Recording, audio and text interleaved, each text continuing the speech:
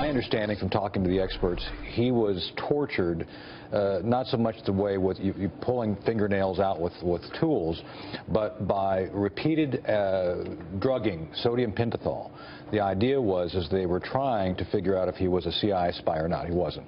And the continued and repeated exposure over that year to these drugs is what caused the consistent and persistent damage to the entire brain. That's Colonel Tony Schaefer saying the theory that North Korea used drugs to torture and kill Otto Warmbier. Now, earlier today, the Warmbier family declined an autopsy on their son. He died 6 days after returning home. He returned home in a state of unresponsive wakefulness, a vegetative state. He was there in a coma for a year. We're looking at defense stocks, mixed action there. Joining me now, the architect and author of Enhanced Interrogation, James Mitchell. You interrogated 9/11 mastermind Khalid Sheikh Mohammed and many others. What do you know about sodium pentothal?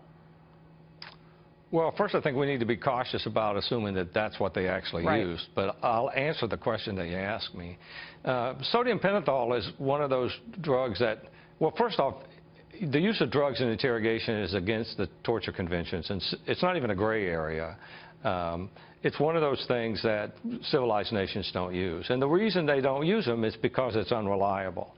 The only thing that sodium pentothal will do is make a person highly suggestible, so that if what you're trying to do is coerce a false confession out of them, then that's the kind of drug that unscrupulous nations might choose to use, because you don't want them telling the truth. You're not looking for facts. What you're trying to do is ask leading questions and convince them that they've actually done something wrong, so that they provide you with propaganda. It could suppress the lungs, right? And if you don't have oxygen in the brain, that can cause brain tissue damage, right?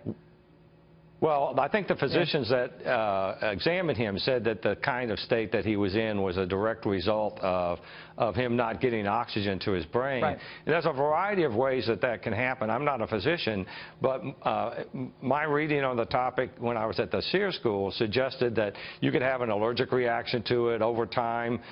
You could aspirate and have your get sick and throw up and have your airway blocked. There's any number of ways that the oxygen could have been cut off.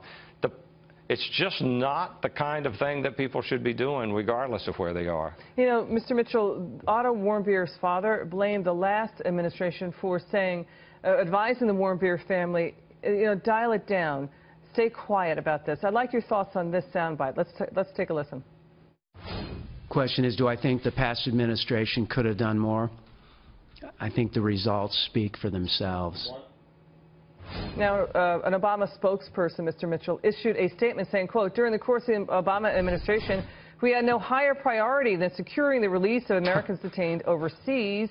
Tireless efforts result in the release of at least 10 Americans from North Korean custody during the course of the Obama administration. There are 3 Americans still detained over there, Mr. Mitchell. What are your thoughts about this? Well, I think the Obama administration saying that that's their highest priority is right in line with saying your health care won't go up one red dime. It's just simply not true, in my opinion. You know, there are people held over there, and we should be doing more to get them out. And the horrible part of this thing is that when they're held by these rogue regimes like North Korea, they could be treated in all kinds of horrible ways. I got to say, any elected official, would you stay quiet if your loved one was held overseas? Would you take that advice? Mr. Mitchell, I'm so sorry we have to go. We love having you on the show. We're up against a hard break. Thanks so much for coming on.